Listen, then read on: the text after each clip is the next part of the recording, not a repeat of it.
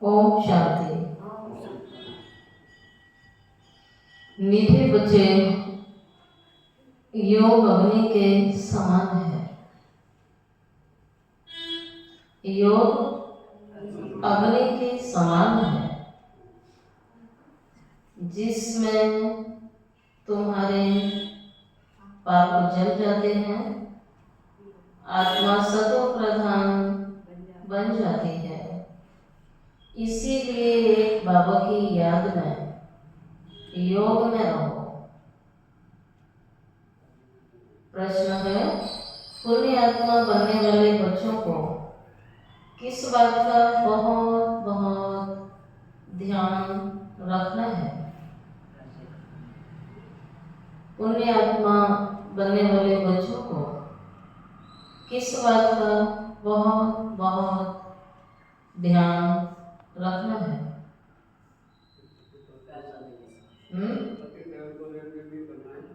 पैसा दान किसे देना है, इस बात पर पूरा ध्यान रखना है। अगर किसको पैसा दिया और उसने जाकर शराब आदि पिया, बुरे कर्म किए, तो उसका पाप तुम्हारे ऊपर आ जाएगा। तुम्हें पाप आत्माओं से अब लेन देन नहीं करनी है। यहाँ तक तुम्हें पुण्य आत्मा बनना है। गीत है, ना वे हमसे जुदा होंगे। ओम शांति।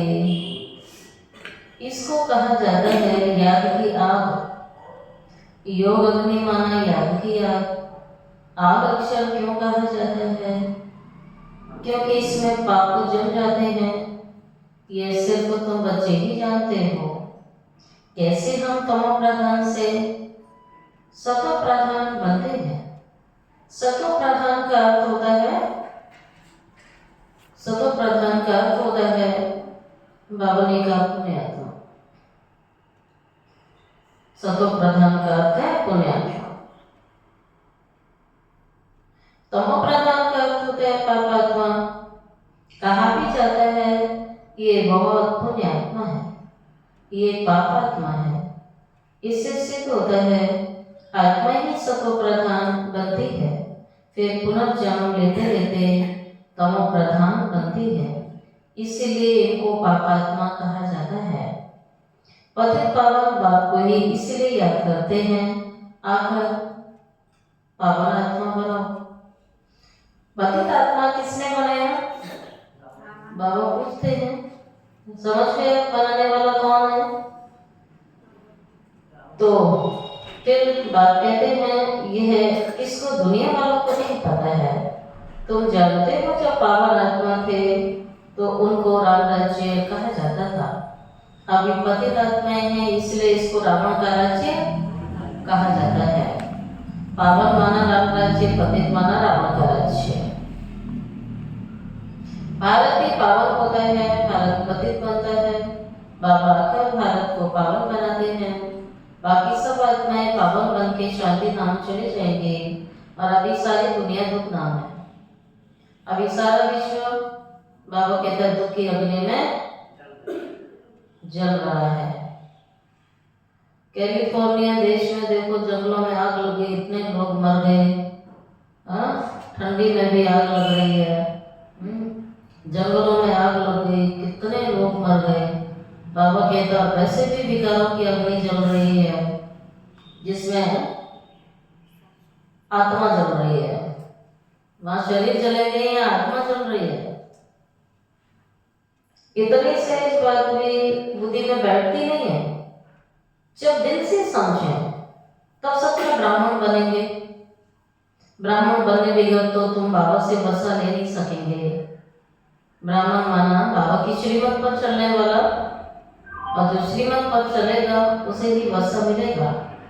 अभी संगम युग का ये भी चल रहा है ना।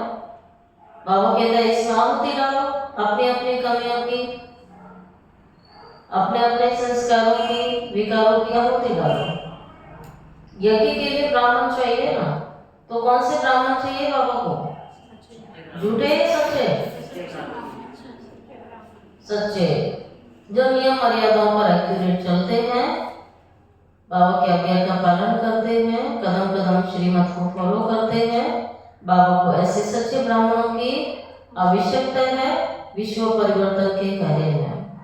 अभी तुम ब्राह्मण बने, जानते हो ये मृत्यु लोक का इस समय अंतिम जन्म चल रहा है।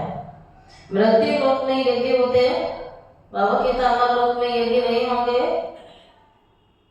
क्योंकि वहां दुख नहीं है। जब दुख आरंभ होता है तो यज्ञ आरंभ होता है, लेकिन वो मटेरियल यज्ञ होते हैं। बाबा ने आकर के ये कौन सा ज्ञान यज्ञ रचा है, जिस ज्ञान यज्ञ में हम कोई मटेरियल नहीं डाल रहे हैं, लेकिन अपने विकारों की जो कमजोरियां आ गई आत्मा में उसकी होती है। अमर लोक में यज्ञ नहीं होते, भक्तों की बुद्धि में ये बातें कभी बैठेंगे नहीं। भक्ति बिल्कुल अलग है, ज्ञान बिल्कुल अलग है। अलग है कि नहीं? ऐसे पढ़ाई थोड़ी होती है भक्ति में। ज्ञान अलग है। मनुष्य फिर वेदों शास्त्रों को ज्ञान समझ लेते हैं। अगर उनमें ज्ञान होता तो मनुष्य वापिस चले जाते, परंतु ड्रामा अनुसार वापिस कोई जाता नहीं है। बाबा ने समझाया है, पहले नंबर को ही सतो रजो तमो में आना है, वह दूसरे फिर सिर को सतो का पाठ बजाए वापिस कैसे जा सकते हैं? उनको तो फिर तमो प्रधान में आना ही है, पाठ बजाना ही है। हर एक एक्टर की ताकत अपनी अपनी होती है। बाबा कहता था आत्मा की, हर एक्टर की अपनी अपनी सामर्थ्य है, अपनी अपनी ताकत, अपनी अपनी एनर्जी है।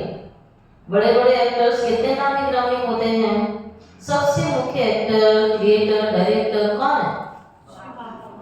सबसे बड़ा मुख्य एक्टर, डायरेक्टर बाबा कहता है मैं ही हूँ। क्रिएटर भी हूँ, डायरेक्टर भी हूँ, मुख्य एक्टर भी हूँ। अभी तुम समझते हो गॉडफादर मुख्य है, पीछे फिर जगत अम्बा, जगत पिता।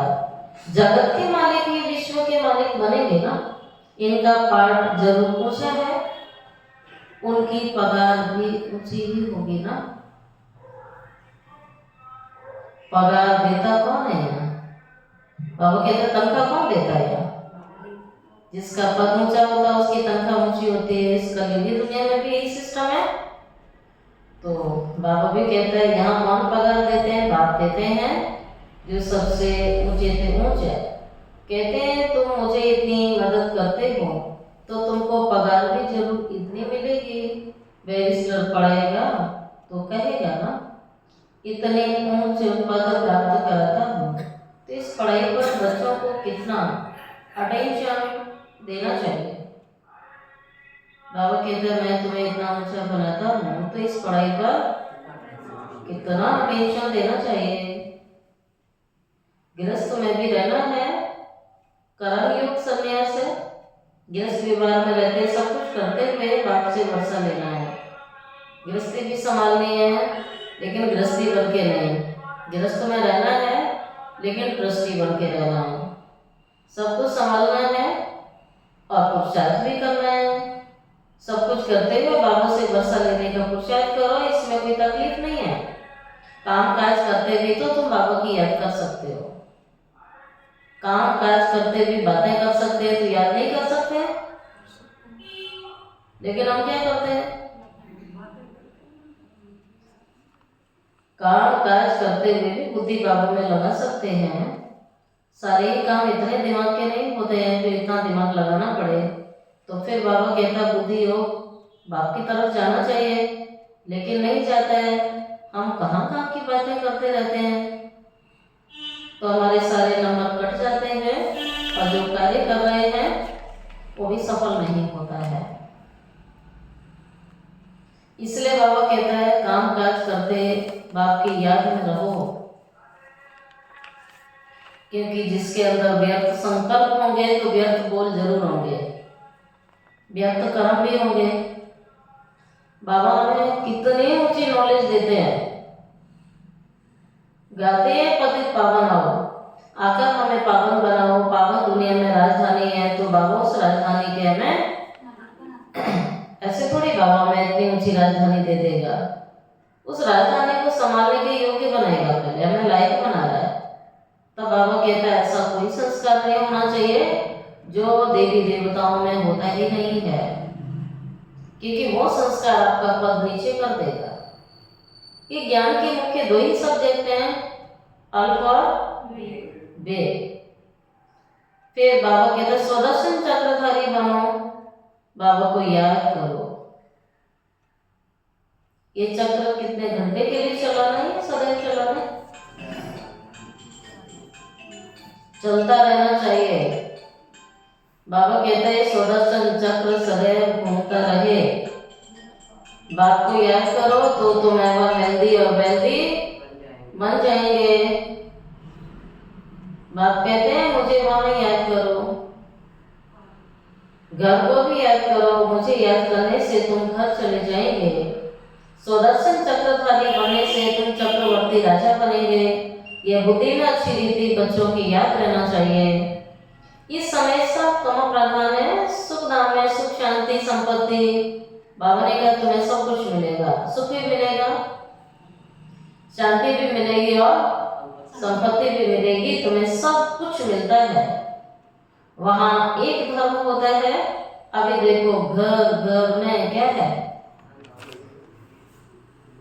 घर घर में अशांति लगी हुई है, यहाँ घर घर में अशांति है और वहां घर घर में शांति लगी हुई है। यहाँ घर घर में अशांति है। स्टूडेंट लोग देखो कितना हंगामा करते, अपना न्यू ब्लड दिखाते हैं। ये सारी तमो प्रधान दुनिया, सतयुग नई दुनिया, बाबा संगम पर आए हुए हैं। महाभारत लड़ाई भी संगम पर ही होती है। अब ये दुनिया बदलनी है। बाप भी कहते हैं मैं नई दुनिया की स्थापना करने संगम पर ही आता हूँ। इसको पुरुषोत्तम संगम युग कहा जाता है। बाबा आता है इसीलिए ये पुरुषोत्तम संगम युग कहलाया। बाप कहते हैं मैं नई दुनिया की स्थापना इस समय कर रहा हूँ। पुरुषोत्तम मास, पुरुषोत्तम संवत भी मनाते हैं, परंतु ये पुरुषोत्तम संगम का दुनिया में किसी को पता नहीं है। संगम पर ही बाप आकर तुमको क्या बनाते हैं? हीरे जैसा बनाते हैं। फिर इसमें भी नंबरदार तो होते ही हैं। हीरे जैसा राजा बन जाते हैं, बाकी सोने जैसी प्रजा हो। फिर उसमें ऊंचा पद पाने के लिए बाबा कहता पुरुषार्थ करना पड़ता है। इस समय का तुम्हारा पुरुषार्थ कल्प कल्प का पुरुषार्थ हो जाएगा, क्योंकि एक कल्प कल्प की नून है। तो पुरुषार्थ किया एक जन्म और फल मिलता है कितने जन्म? पूरा कल्प। पुरुषार्थ एक जन्म का फल मिला पूरा कल्प। और दुनिया में हमने जो कुछ किया, पुरुषार्थ एक जन्म किया तो फल भी एक जन्म ही मिलता है। और अभी तक भी एवरेज निकालेंगे तो हमारा टेंशन उस तरफ ज्यादा है और इस तरफ नहीं है। जहाँ अनेक जन्मों की कमाई है, अनेक जन्मों की प्रारंभ है, तो बाबा कहता कितना टेंशन रखना चाहिए, अविनाशी कमाई की तरफ कितना ध्यान जाना चाहिए। कल्प कल्प फिर तुम ऐसा ही पुरुषार्थ करेंगे, इससे जास्ती पुरुषार्थ फिर तुमसे होगा ही नहीं। अगर इस कल्प नहीं किया तो अगले कल्प भी नहीं होगा। जन्म जन्मांतर, इसलिए बाबा ने कहा पुरुषार्थ कितने जन्म जन्मांतर का है, युग युगांतर का है, कल्प कल्पांतर का है। ये प्रजा में ही आएंगे। फिर अगर इस बारी प्रजा में आए तो हर कल्प बाबा कहता है प्रजा में आओगे। ये सौ पर प्रजा में फिर दादासी बन जाते हैं, पर दादासी तो दादासी होते हैं, नंबरवार होते ही हैं। पढ़ाई के आधार से सब मालूम पड़ जाता है, सबके लक्षण अलग होते हैं। बाबा कहता सबकी रॉयल्टी अलग होती है, राजा का अलग होगा, प्रजा का अलग होता है। बाबा झट बता भी देते हैं कि इस हालत में तुम्हारा कल शरीर छूट जाए तो तुम क्या बनोगे। जब से तुम ब्राह्मण बने अब तक तुमने क्या जमा किया, बाबा बता भी सकता है।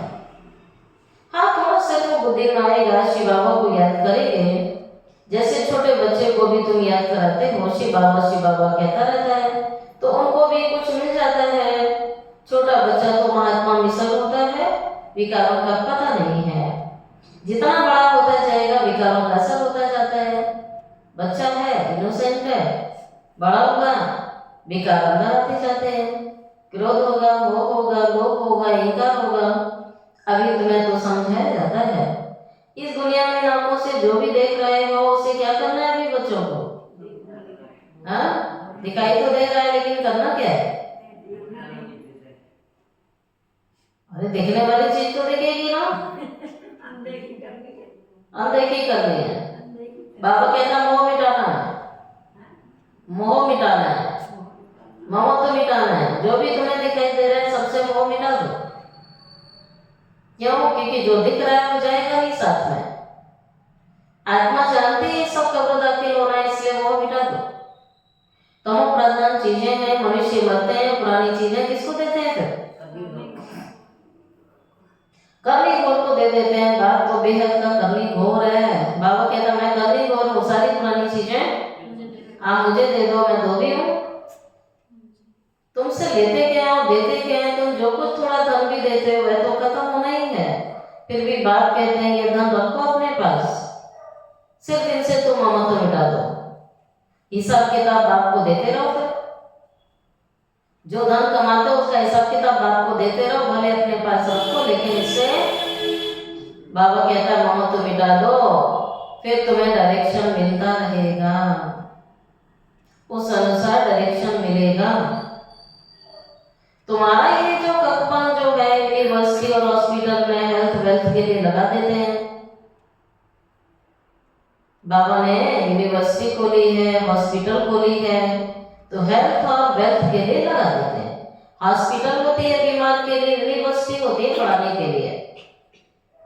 ये तो कॉलेज और हॉस्पिटल दोनों इकट्ठी है ना, पर ऐसी तो दुनिया में कहीं नहीं होती है।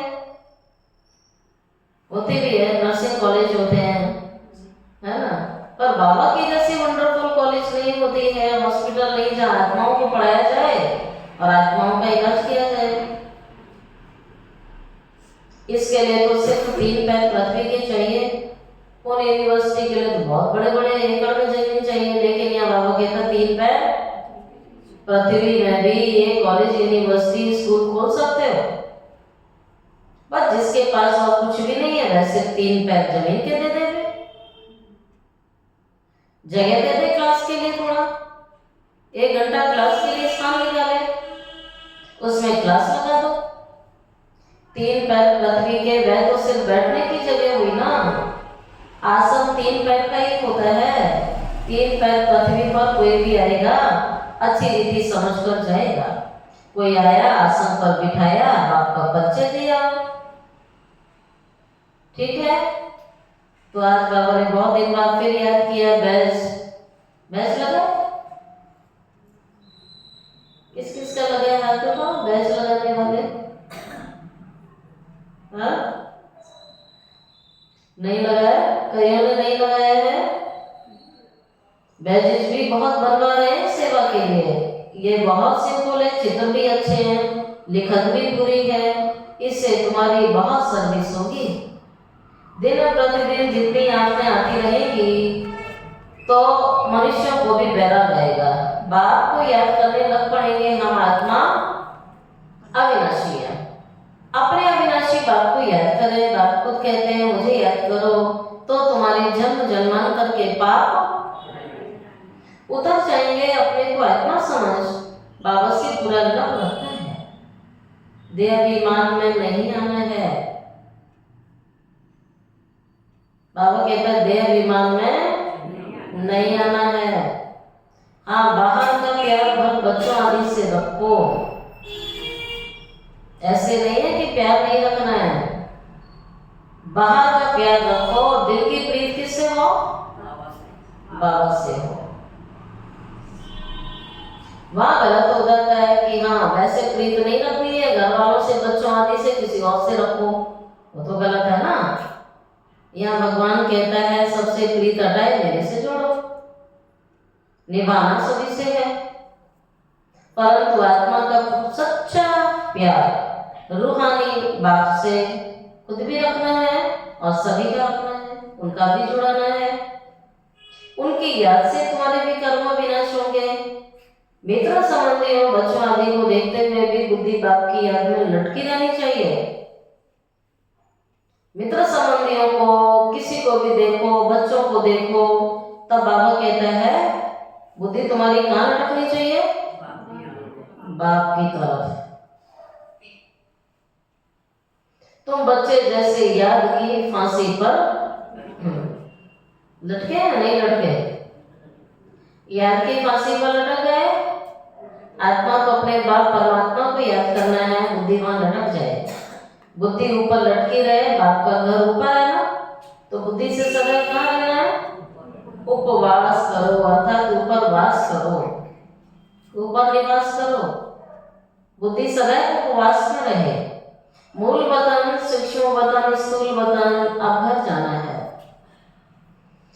अब तुम्हारी मुसाफरी पूरी हुई, रिटर्न जर्नी है। अब तो मुसाफरी से लौट रहे हो, वापसी यात्रा है। तो अपना घर कितना प्यारा लगता है, क्योंकि घर से कितना समय हो गया, 5000 साल हो गए। तो घर जाने की खुशी, वह बेहद का घर है। वापिस अपने घर जाना है। मनुष्य भक्ति करते हैं घर जाने के लिए, परंतु ज्ञान पूरा नहीं है तो घर जा नहीं सकेंगे।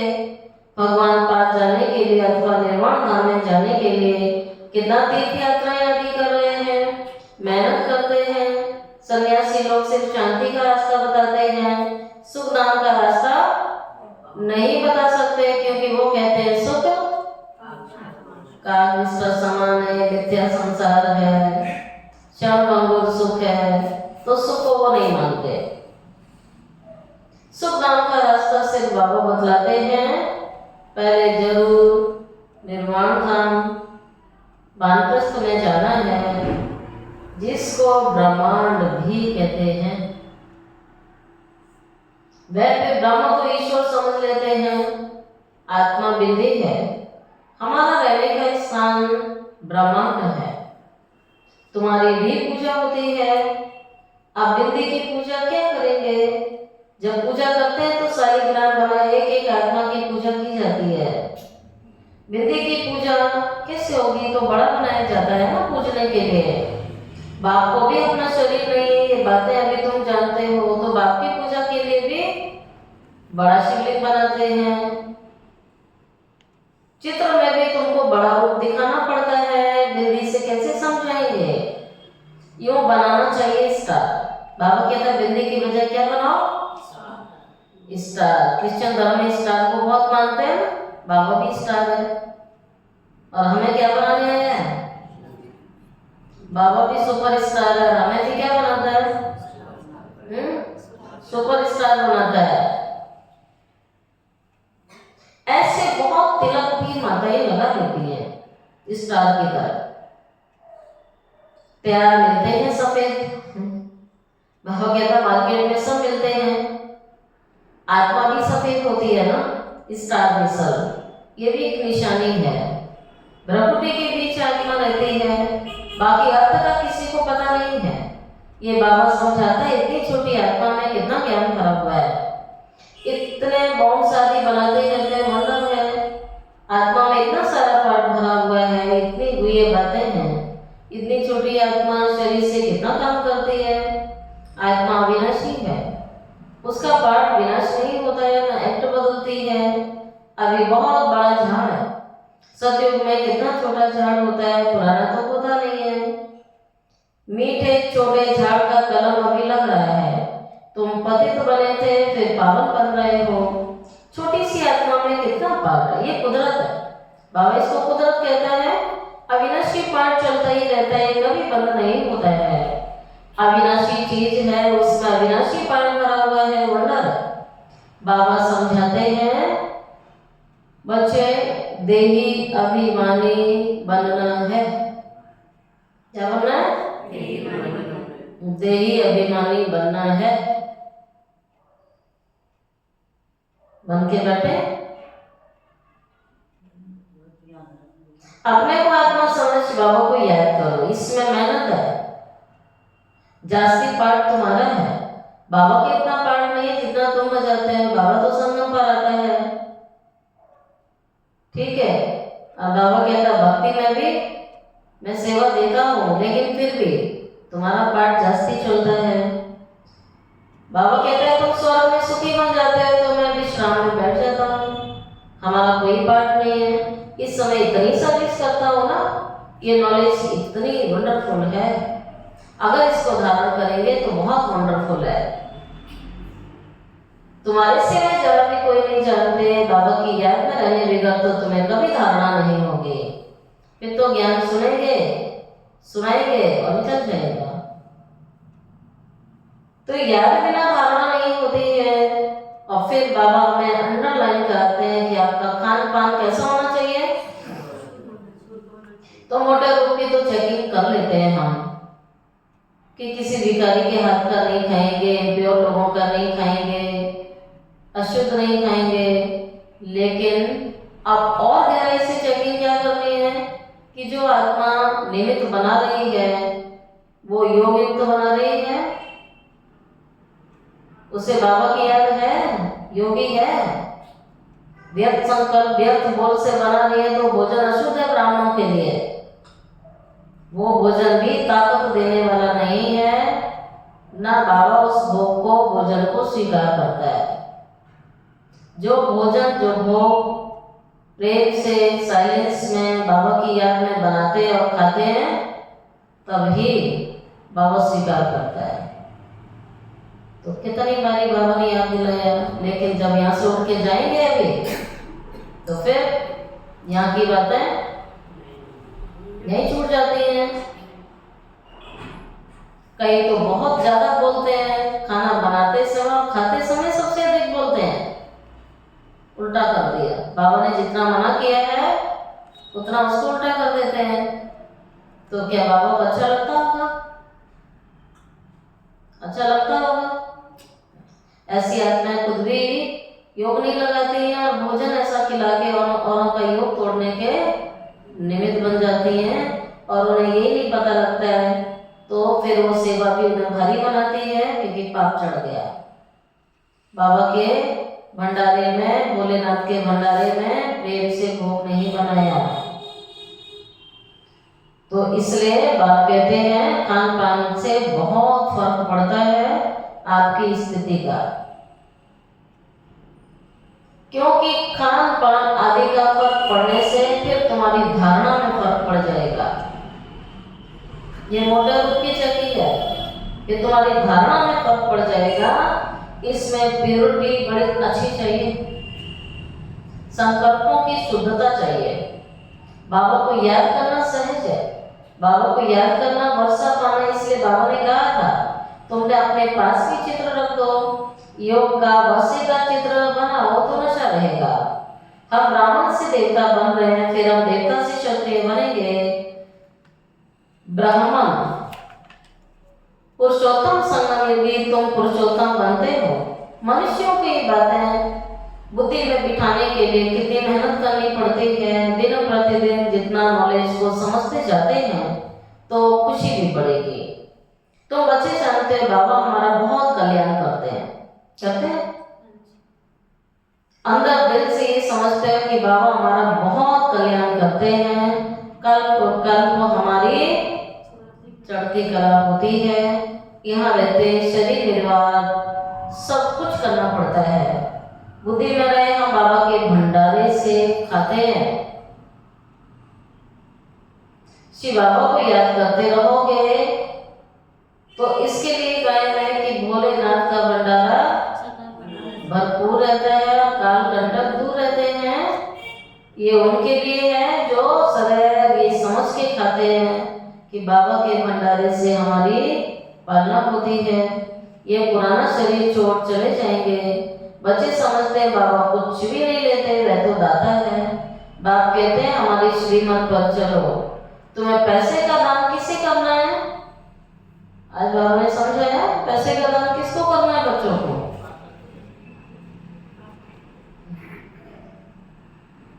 पैसे का दान तुम्हें इस बात का ध्यान रखना है कि अगर किसको पैसा दिया और उसने जाकर के शराब आदि पिया और बुरे काम कर लिए तो उसका पाप तुम्हारे ऊपर आ जाएगा। पापात्माओं से तुम लेन देन करते ही तो पापात्मा बन गए भी। कितना फर्क है। पापात्मा से लेन देन करके पापात्मा बन जाती है।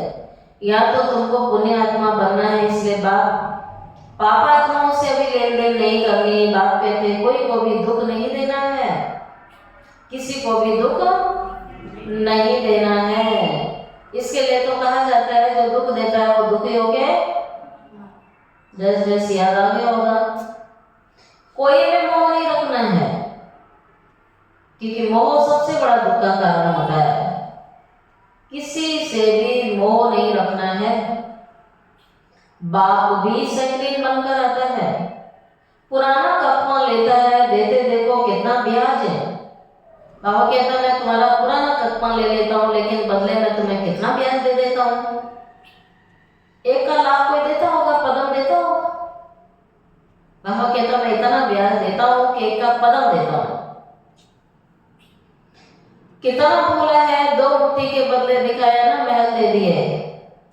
अच्छा, मीठे मीठे सिकी लदे बच्चों प्रति माता पिता बाप दादा का याद प्यार गुड मॉर्निंग। रूहानी बाप के रूहानी बच्चों को नमस्ते। रूहानी बच्चों की रूहानी बाप दादा को याद प्यार गुड मॉर्निंग, नमस्ते नमस्ते नमस्ते। शुक्रिया बाबा, शुक्रिया बाबा, शुक्रिया बाबा। धारणा के लिए मुख्य सार है। फर्स्ट पॉइंट, अब मुसाफरी पूरी हुई, घर जाना है। कब जाना? तैयार हो गए? अब बाबा की मर्जी है कितनी देर में ले जाएगा। आप बस तैयार हो गए, बैठे रहो। अब मुसाफरी पूरी हुई, वापस घर जाना है, इसलिए पूरे हाथ भरतू करके जाएंगे ना, भरतू होके जाएंगे।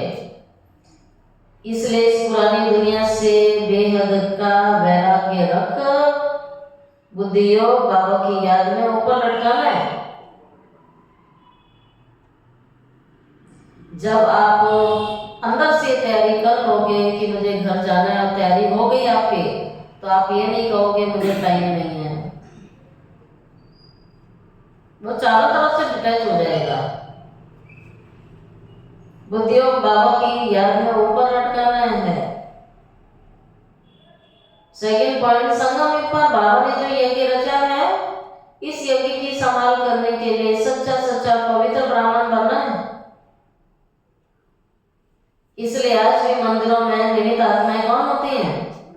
ब्राह्मण होती हैं। ब्राह्मण ही सब कुछ करते हैं, भोग बनाना, भोग खिलाना, देवताओं को नहलाना, तैयार करना, वस्त्र बदलना, पूजा की विधि पूरी करना, सब ब्राह्मणों का काम है। बाबा भी कहता मुझे भी सच्चे ब्राह्मण चाहिए।